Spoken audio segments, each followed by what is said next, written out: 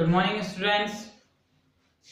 Today we are starting our topic कि how many particles are constituent in the simple cubic cell, body centered cell and the face centered cubic cell. Means कि ये जो हमारी तीनों types की जो cells होती हैं, simple cubic cells, body centred cells और फेस क्यूबिक जो सेल्स है, ये जो कितने पार्टिकल्स एक सेल में प्रेजेंट होते हैं, क्योंकि ये एक बार बार बात करें तो जैसे इन सेल्स का क्या होता है, रिपीटेशन होता है, लेकिन हम पर्टिकुलर अगर किसी एक सेल की बात करें तो उसके अंदर कितने हैं जो पार्टिकल्स हैं वो यूजेस आते हैं, तो हम उसको देखते हैं। ओके, और जैसे हम आगे देखते हैं, देखो स्टार्ट करते हैं टेबल के अकॉर्डिंग हम इस चीज को समझने की कोशिश करेंगे कि यूनिट सेल्स हमने यहाँ पे लिख लिए। ओके, फिर हमने लिख लिया number of atoms on the corner, जो कॉर्नर पे जो एटम रहते हैं उसको हम देखेंगे। फिर देखेंगे number of atoms on the centre of the faces, जो फेसेस के सेंटर में जो एटम्स प्रेजेंट रहते हैं उसकी स्टडी करेंगे। और फिर देखेंगे number of atom present at the centre, कि जो नंबर ऑफ एटम्स है जो सेंटर में प्रेजेंट रहते हैं, बिल्कुल सेंटर में, तो वो किस में आते हैं वो देखेंगे। और फिर total number of the atoms हम इसमें देखेंगे। ओके, तो फिर हम स्टार्टिंग में बात करते हैं यूनिट सेल की। तो सबसे पहले हम लेते हैं simple cubic cell. Simple cubic cell हम लेते हैं तो सिंपल क्यूबिक सेल में जो पार्टिकल जो होते हैं ओनली फॉर किनारों पर स्थित होते हैं, 8 किनारों पर स्थित रहते हैं। और 8 जो एक पार्टिकल्स है, एक अगर अपन ने पूरा पार्टिकल्स लिया तो उसको 8 भागों में वो डिवाइडेड होता है। एक यूनिट सेल में उसका 8वां भाग आता है, तो इसलिए अपन ने 8 मल्टीप्लाई बाय 1/8 किया तो इक्वल टू 1 आया। सिंपल क्यूबिक सेल में कॉर्नर पे, मतलब कॉर्नर के जो पार्टिकल्स हैं जो शेयरिंग करते हैं, तो उनका छोटे छोटे शेयर जब हम मिलाएं तो एक एटम्स उसके थ्रू बन जाएगा। ओके, और बात करें जैसे भाई सिंपल क्यूबिक सेल में सेंटर ऑफ द फेस पे कोई भी पार्टिकल नहीं होता है, इसलिए हमने यहाँ पे 0 लिखा। और वैसे ही आगे हम बात करें number of atoms present at the centre, number of atoms जो सेंटर में प्रेजेंट रहते हैं वो भी 0 होता है। तो इस तरीके से total number of the particles बात करें, total number of the atoms यहाँ पे 1 होता है।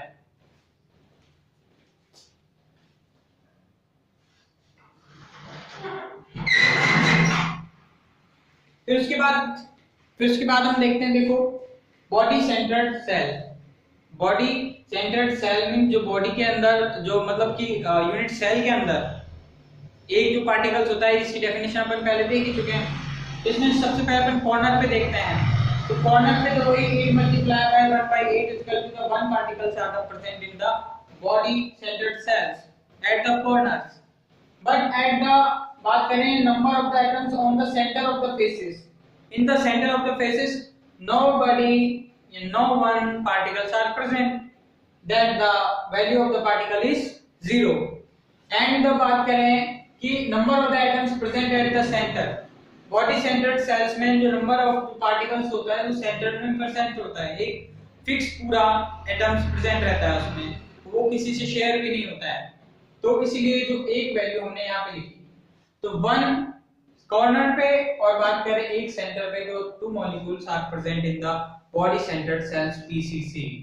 okay, and now we start face centered cubic cell।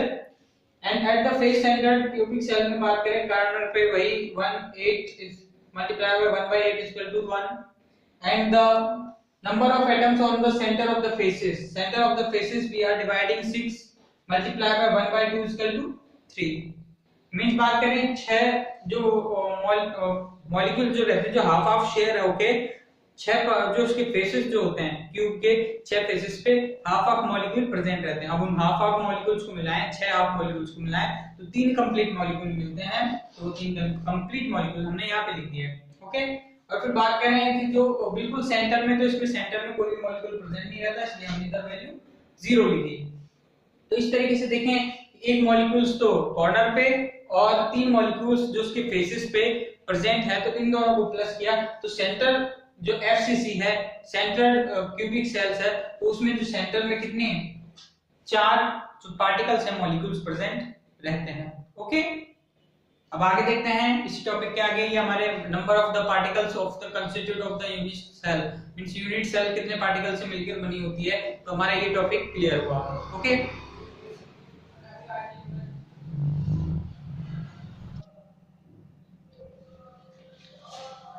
Hello students, अब हम देख रहे हैं पैकिंग इन सॉलिड्स। अब पैकिंग इन सॉलिड्स में हम देखेंगे जो पैकिंग जो होती है बहुत क्लोज पैकिंग होती है। सॉलिड्स के जो पार्टिकल्स जो होते हैं एक के ऊपर एक लेयर वाइज एक फिक्स बात करें, एक फिक्स अरेंजमेंट है उसमें एक तरीके से सिचुएटेड होते हैं, फिक्स अरेंजमेंट में सिचुएटेड होते हैं।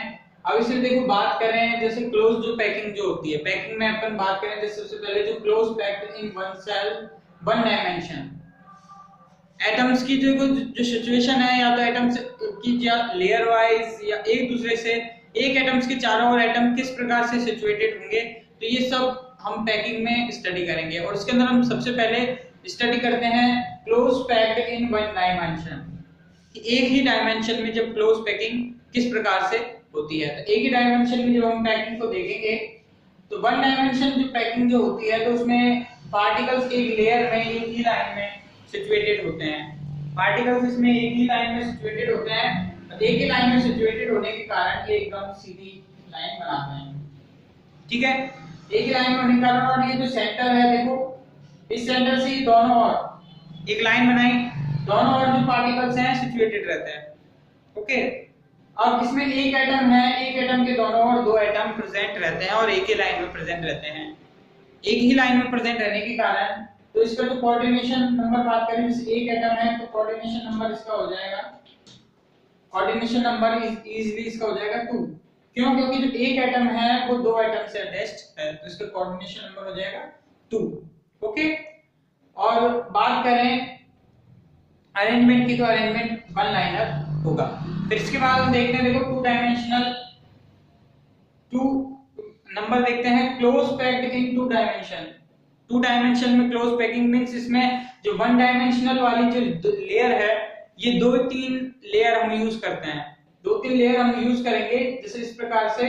तो हमको टू डायमेंशन मतलब जो 2D स्ट्रक्चर जो होता है जैसे लंबाई चौड़ाई जो कि आयत स्क्वायर वगैरह जो हमारे आते हैं तो इसमें से वो सब आ जाते हैं। ओके, अब जैसे कि मेनली हम बात करें यहाँ पे तो इसमें टू डायमेंशन रहेगा इस प्रकार से, है ना, एक्स वाई, ये टू डायमेंशन में ही रहेगा बस ये बात। अब यहाँ पे देखो ये फर्स्ट वन टाइप है square close packed in two dimension, कि स्क्वायर में किस तरीके से एक स्क्वायर बनाते हुए कैसे अरेंजमेंट रहेगा इन पार्टिकल्स का। तो जैसे हम पार्टिकल्स को एक पार्टिकल्स और की लेयर को तुरंत उसके नीचे मतलब बिना किसी अरेंजमेंट के तुरंत ही डायरेक्टली उसके नीचे एक के बाद एक डायरेक्टली अगर अपन बिना किसी आगे पीछे किए डायरेक्टली अगर हम इनको सिचुएटेड करते हैं, है ना, इस प्रकार का जो अरेंजमेंट है इसमें जो सेंट्रल एटम अगर अपन लें और इसके जो चारों ओर स्थित निकटवर्ती जो चारों ओर स्थित जैसे कि ये जो इससे टच है ना, पार्टिकल्स को ही देखेंगे जैसे ये वाला पार्टिकल इससे टच है, ये वाला पार्टिकल इससे टच है, ये वाला पार्टिकल इससे टच है। तो जो टच पार्टिकल्स जो रहते हैं उन टच पार्टिकल्स को ही काउंट करेंगे और उन टच पार्टिकल्स के जब हम सेंटर्स को मिलाएंगे तो एक स्क्वायर का फॉर्मेशन होगा। इसलिए इसे हम बात करें square close packed in two dimension, इसका नाम दिया।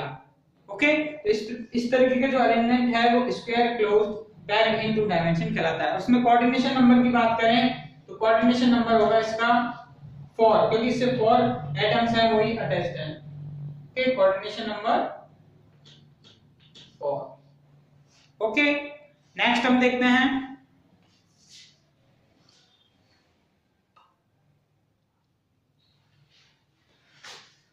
स्टूडेंट्स, हम क्लोज्ड पैक्ड इनटू डायमेंशन में देखते हैं hexagonal close packed into dimension, जो सेकंड टाइप है वो देखते हैं।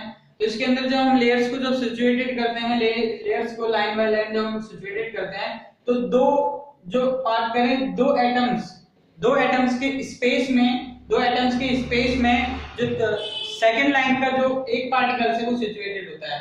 और जैसे ये दो एटम है तो इनमें जो फर्स्ट लेयर के दोनों एटम्स के बीच सेकंड लाइन का जो एटम होता है वो सिचुएटेड होता है। तो इस तरीके से ये जो फर्स्ट लाइन के स्पेसेस में दूसरे लाइंस के एटम्स का सिचुएटेड होना, तो इस वाला जो इस तरीके का जो अरेंजमेंट होता है उसके थ्रू हमें ये वाली जो हेक्सागोनल क्लोज पैक्ड इन 2 डायमेंशन प्राप्त होता है। और हेक्सागोनल क्यों बोला, जब हम इनके एक एटम सेंट्रल लेके, यहाँ पे जैसे हमने एक एटम सेंट्रल लिया और इससे जो चारों तरफ स्थित जो इससे टच हैं उन एटम्स को हम क्या करते हैं, अगर उनमें हम लाइन खींचे इस प्रकार से,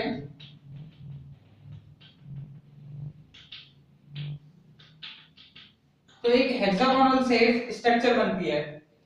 ओके, हेक्सागोनल शेप स्ट्रक्चर बनने के कारण इसे hexagonal closed packed in 2 dimension इसे कहते हैं। ओके, और इसका जो कोऑर्डिनेशन नंबर होगा वो होगा 6, क्योंकि इससे 6 जो एटम्स है वो इससे अटैच्ड है। ओके, नेक्स्ट देखेंगे 3 डायमेंशन क्लोज्ड क्यूब पैकिंग, वो हम देखेंगे हमारी नेक्स्ट क्लास में।